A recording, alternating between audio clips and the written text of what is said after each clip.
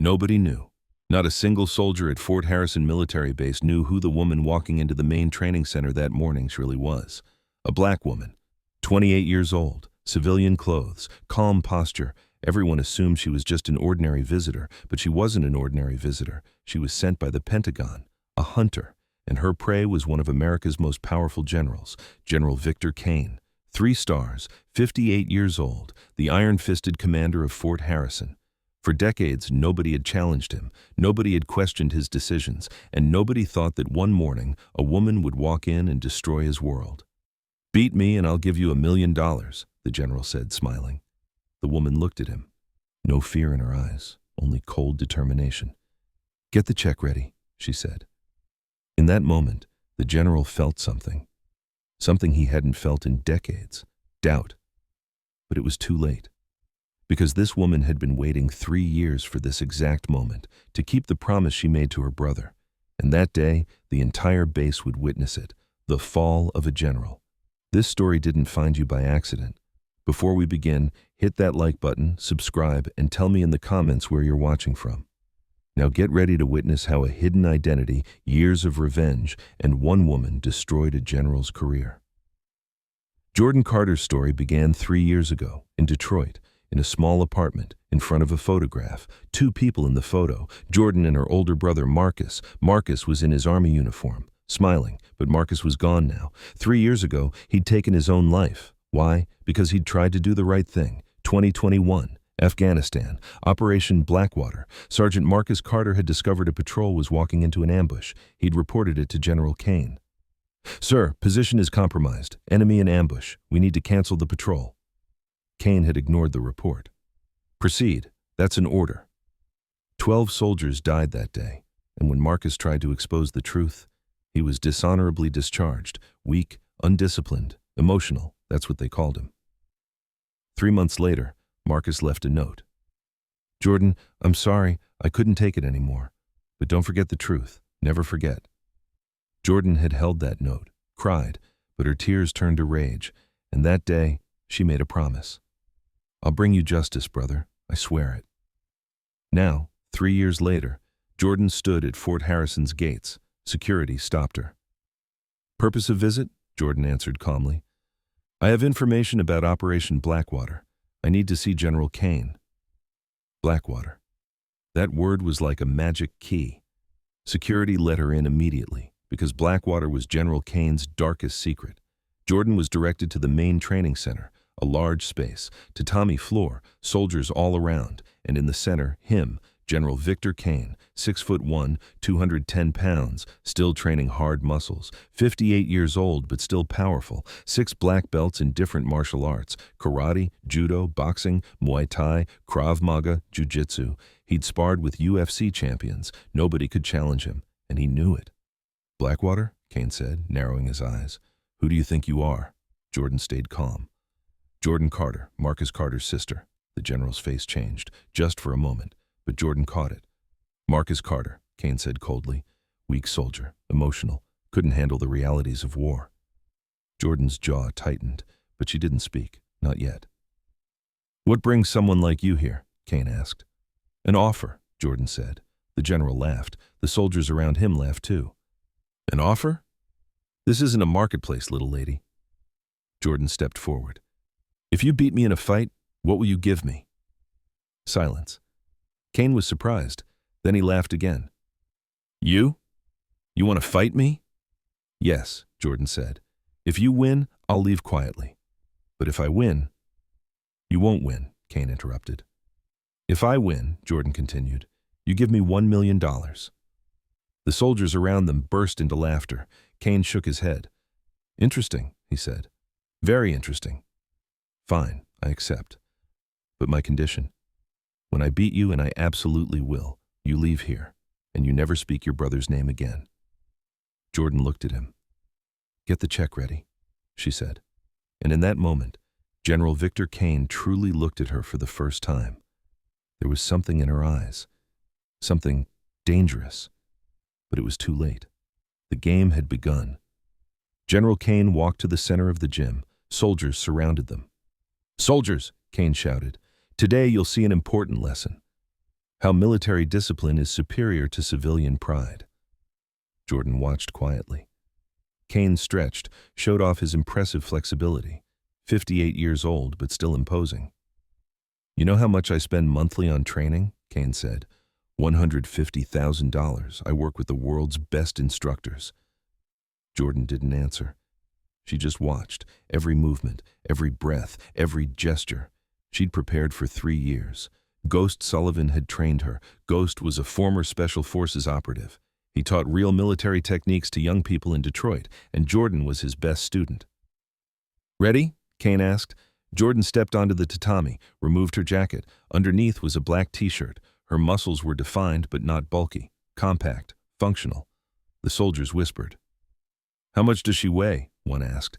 "Maybe 130, another said. "General's 210. She has no chance." Kane smiled. "Last chance," he said. "You can back out." Jordan shook her head. "Let's begin." The first move came from Kane. Fast, powerful, experienced. A jab followed by a hook. Jordan dodged by millimeters. The soldiers applauded. Kane continued. Combinations, boxing techniques, Muay Thai strikes. Jordan retreated, but she didn't panic. She just observed. The fourth strike hit her shoulder. Jordan staggered. "First lesson," Kane said. "Speed always beats experience." But Jordan was smiling. "Thank you," she said. Kane frowned. "Thank you for what?" "For showing me how you fight." And in that moment, Kane understood something. Jordan wasn't retreating to avoid damage. She was gathering information. The second round began. Kane was more aggressive, harder, but something had changed. Jordan wasn't just dodging anymore. She was countering. The first counterattack came. Jordan slipped under Kane's hook. She made a move, a mix of capoeira, jiu-jitsu, and something else. Kane found himself on the ground, stunned. He quickly recovered, got up. "Lucky move," he muttered, but his voice lacked its earlier confidence. In reality, Ghost Sullivan had trained Jordan with a system he called Urban Survival System, official military techniques combined with street ruthlessness. It wasn't pretty, it didn't follow sport rules, but it was lethally effective. Kane attacked again, this time using his weight and reach advantage. He caught Jordan, a submission hold, jiu-jitsu. "It's over," he said. "You can't escape this. You don't have the strength." Jordan closed her eyes. Ghost's voice echoed in her mind. "When they think they control you, that's when they're most vulnerable. Strength isn't in muscle, Jordan. It's in finding the angle they can't see."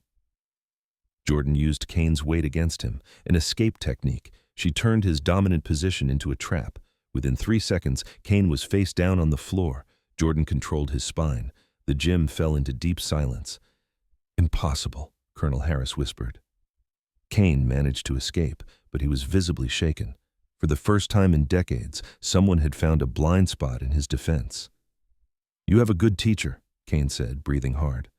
"But street techniques aren't enough. Now see real military combat." And then Kane did something. He turned to the soldiers and made a decision that would show who he really was. "Soldiers," he shouted, "this is no longer training. This is a national security matter. A civilian is using unidentifiable techniques against a senior officer. Delta 7 protocol is now in effect." Whispers spread through the gym. Delta 7. It meant neutralizing the threat by any means necessary. Jordan noticed the change. Kane's eyes said the game was over. Now he'd use lethal techniques. But Jordan had been expecting exactly this, because nobody in that gym, not even Kane, knew that Jordan had spent the last 3 years preparing specifically for this moment. "Sir," Colonel Harris whispered, approaching. "Delta 7 protocol is for active terrorist threats. This is just a civilian." "She's exactly the threat I say she is," Kane cut him off. "A threat to military order, using unidentifiable techniques." Jordan watched Kane's transformation with almost scientific interest. It was exactly what she'd expected. 3 years of careful preparation had been designed to provoke Kane into revealing his true face. Nobody in the gym knew, but Jordan was secretly recording everything. A microscopic recording device, provided by one of Marcus's old journalist colleagues. It was capturing every word, every illegal order. "Soldiers," Kane shouted, "form a perimeter. Nobody enters or leaves until the situation is resolved." And then Jordan did something nobody expected. She sat down in the center of the tatami, crossed her legs, closed her eyes. "What the hell are you doing?" Kane roared. "Preparing," Jordan said calmly. Preparing for what? To die. Jordan slowly opened her eyes. When she looked at Kane, there was something different inside her, a lethal coldness. Several soldiers instinctively stepped back. 3 years ago, Jordan said, her voice carrying a weight it hadn't before, when my brother committed suicide, I made a promise, not just to him, but to every soldier who died because of your cowardly decisions. Kane felt a chill down his spine. I spent 1,095 days preparing for this moment, Jordan continued, slowly standing. I studied every move you make, every behavioral pattern, every psychological weakness you hide behind that uniform. Kane laughed, but the tension was obvious. You studied me? I'm a closed book to people like you. People like who? Jordan asked, tilting her head. You mean those who know the UFC champion you beat was recovering from knee surgery? Those who know your service medal was given for an operation you didn't personally command? Those who know about the $12 million stolen from the Veteran Fund? The silence that filled the gym was deafening. Kane visibly paled. You're making false accusations, he said, but his voice lacked its earlier strength. Jordan smiled with a smile that chilled everyone. Thomas Sullivan taught me more than martial arts, General. He taught me military investigation, how to find truth behind official lies. Ghost. Kane knew that name. Thomas Ghost Sullivan was one of the best military investigators, until he was dismissed under mysterious circumstances. Kane now remembered. Those circumstances were connected to some of his own questionable operations. Impossible, Kane muttered. Ghost is dead. His death was confirmed in Detroit. Ghost is alive, Jordan said calmly, and he taught me how to destroy corrupt officers hiding behind uniforms they don't deserve to wear. This confession hit Kane like lightning. If Ghost was alive, if he'd trained this woman, everything was far more dangerous than he'd thought. Ghost knew secrets that could not only destroy his career, but send him to military prison for life. You think you're watching a fight? Jordan said, now addressing the surrounding soldiers directly. You're actually witnessing an execution. The execution of a man's career who turned the army into his personal playground. Kane looked around. For the first time, he noticed his soldiers weren't looking at him with admiration. Some were confused, others were clearly shaken. Decades of unquestioned power were crumbling in real time. What you think doesn't matter, Kane said, trying to regain control. Whatever lies Ghost told you doesn't matter. Right now, you're a threat that needs to be neutralized. Jordan took a fighting stance nobody in the gym recognized. It wasn't boxing, it wasn't MMA, it wasn't traditional military style. It was something hybrid, lethal, specifically created to destroy larger, stronger opponents. The difference between us, General, Jordan said, her voice cutting the air like a blade, is that you fight to protect your lies. I fight to honor the dead. What happened in the next seconds would forever change the history of Fort Harrison military base and show that real war sometimes happens not on distant battlefields, but in the very heart of the institutions we swear to protect. Jordan's first move in the new phase was a symphony of calculated violence. She didn't attack Kane. She dismantled him, move by move. She showed that every technique he was proud of had a fatal weakness. Kane's jab, thrown with deadly confidence, was deflected by Jordan's wrist rotation, broke his balance. The next hook was met with a block that redirected Kane's own force against him, sent him staggering toward the edge of the tatami. Impossible, someone in the crowd whispered. But Jordan was just beginning. Kane didn't know, but Ghost had secretly recorded every training session of his for years. Every move, every pattern, every tendency had been analyzed, studied, and turned into a personal combat strategy designed specifically to destroy Victor Kane. Kane quickly recovered, launched a series of Muay Thai strikes that had broken ribs of smaller opponents. Jordan danced around them like a choreographed performance. Every evasion was calculated, not just to avoid damage, but to place Kane exactly where she wanted him. Are you mocking me? Kane growled, his breathing already heavy after just 2 intense minutes. No, Jordan said, launching a counterattack that forced Kane to retreat. I'm teaching you. The devastating truth opened to everyone. Jordan wasn't fighting to win, she was fighting to humiliate. Every move showed she could end the fight whenever she wanted, but she preferred to prolong Kane's agony. Kane tried his most reliable technique, a jiu-jitsu throw, a move that worked against professional champions. Jordan didn't just defend, She turned the attempt into a demonstration of Kane's growing incompetence. Using his own momentum, she threw him so hard the tatami shook. "Get up," Jordan said calmly while Kane struggled to breathe. "Your soldiers need to see what their commander is really capable of." The public humiliation worked exactly as Jordan had planned.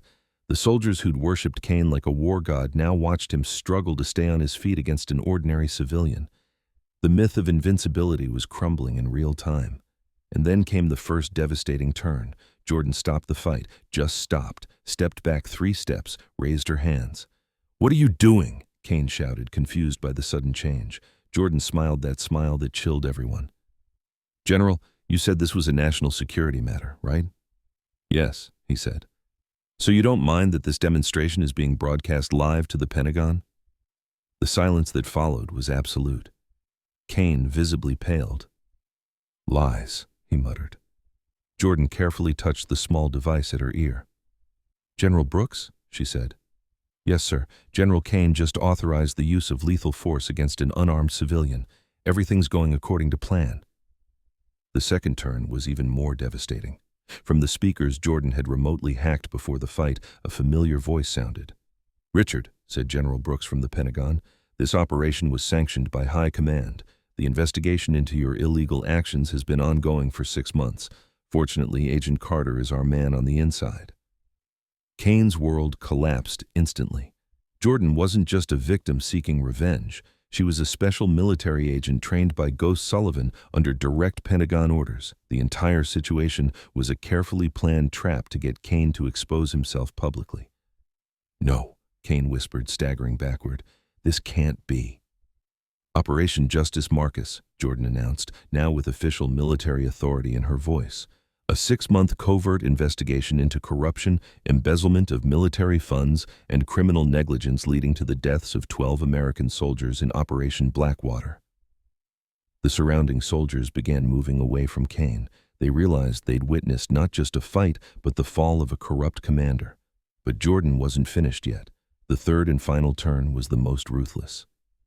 "General Victor Kane," Jordan said, taking a strict military stance. "On behalf of the High Command of the United States Armed Forces, you are under arrest for treason, corruption, criminal negligence, and the murder of 12 American soldiers in Operation Blackwater." Kane tried to run. That's when Jordan showed why she'd been chosen for this mission. Combining everything Ghost had taught her in 3 fluid moves, she brought Kane down so hard the gym echoed with a thunder-like sound. His back hit the tatami like a thunderclap. 1, 2, 3, Jordan counted aloud. The $1 million was earned, but money was never the real goal. "Soldiers," Jordan shouted, her voice carrying absolute authority. "You just witnessed the fall of a traitor, a man who turned military honor into a commodity for his own gain." Kane lay on the floor, destroyed not just physically, but morally, professionally, completely. Decades spent building a false reputation were demolished in 15 minutes of naked truth. But Jordan's revenge wasn't complete yet. What she'd prepared for the final moments would forever change how these soldiers perceived justice, honor, and the true meaning of service to country. The handcuffs Jordan placed on Kane rang through the gym like bells of justice. Every metallic click marking the end of an era of corruption that had defiled military honor for decades. "Soldiers," Jordan said. Her voice carried not just authority but deep emotion she'd carefully suppressed. "You served under the command of a man who turned your sacred oath into a convenient lie." Kane tried to speak, but words drowned in sobs of despair. The man who'd commanded with an iron fist a minute ago now lay broken, destroyed not just physically, but spiritually, by the exposure of his own lying deeds. Jordan turned to the silently watching soldiers. "My brother Marcus Carter died believing he was a failed soldier. He spent his last days seeing himself as weak, inadequate, unworthy of the uniform he wore with pride." Tears streamed down Jordan's face, the first tears she'd allowed herself since the beginning of this journey. "The truth is, Marcus was the best of all of us, brave enough to question criminal orders when everyone else stayed silent, strong enough to choose death over living in lies." Colonel Harris approached hesitantly, removed his military cap as a sign of respect. "Ms. Carter, we didn't know. If we'd known—" "You knew," Jordan interrupted, but her voice held no accusation, only deep sadness. All of you knew something was wrong. Soldiers don't die for no reason, not without warnings, without rumors, without doubts. The silence that gripped the gym was the silence of collective guilt acknowledgement. Jordan approached the memorial plaque on the gym wall, dedicated to soldiers fallen in battle. Respectfully, she added a small plaque she'd carried for 3 years. Sergeant Marcus Carter died defending truth when others chose silence. This operation wasn't just about arresting a corrupt man, Jordan said, her voice echoing throughout the gym. It was about restoring what you'd lost without realizing it, the ability to question, to resist, to refuse to accept injustice just because it masks itself as authority. One of the youngest soldiers stepped forward. "Miss Carter, what should we do now? How do we recover from all this?" Jordan smiled with a smile that was sincere, hopeful, forged in the fire of pain. "You do what Marcus would do. Question every order. Protect each other. And never let fear of conflict stop you from doing what's right." General Brooks emerged from the shadows, accompanied by military investigators. His personal presence confirmed everything was completely real, and the operation had legal approval from the highest military command. "Soldiers," Brooks said, his voice carrying decades of genuine authority, "you witnessed a rare phenomenon, true military justice, not justice that protects institutions, but justice that protects people." Kane was led out silently, medals and decorations removed one by one, decades of supposed glory unraveled in real time. Jordan remained in the center of the tatami, watching the soldiers around her. Some were crying, others looked lost, most experienced a complex mix of relief and shame. "There's one last thing I need to say," Jordan announced. "General Kane's money, the $1 million he promised, it will go entirely to the fund we're creating for families of soldiers who dared question illegal orders and were persecuted for it." The final revelation hit everyone like a wave of pure emotion. Jordan had given 3 years of her life, undergone rigorous military training, risked everything not for money or fame, but for something far more valuable, justice for those who could no longer fight for themselves. "Marcus Carter didn't die in vain," Jordan said. Now her voice carried a force superior to any military authority. "He died planting a seed of resistance that grew secretly for 3 years. Today, that seed finally sprouted." Applause began with some uncertainty, then strengthened, turned into a standing ovation that lasted several minutes. It wasn't just for Jordan. It was for the idea that truth was still possible, that justice could still win, that individual soldiers could still matter. 6 months later, Fort Harrison Military Base became a model of transparency and military accountability. The soldiers who witnessed Kane's fall became active advocates for ethical practices. They questioned orders when necessary, protected comrades from unjust retaliation. Jordan Carter returned to civilian life. But her impact remained. The Marcus Carter Fund exceeded all expectations, supporting dozens of military families facing persecution for doing the right thing. And on quiet nights, when Jordan walked the Detroit streets where it all began, she was certain Marcus finally rested in peace. Not just because his death was avenged, because his courage inspired change that would continue for generations. Sometimes true victory isn't overthrowing those who abuse power, it's planting seeds of courage that sprout long after individual battles end. Marcus Carter planted those seeds with his life. Jordan watered them with 3 years of relentless determination, and now a new generation of soldiers carries them forward. Ensuring military honor isn't just a beautiful phrase in manuals, but a daily reality expressed in every decision, every moment when someone chooses to do what's right rather than what's easy. If this journey of justice and transformation touched your heart, hit that like button and subscribe for more hidden stories. And tell me in the comments, have you ever met someone with a hidden past? Thanks for watching.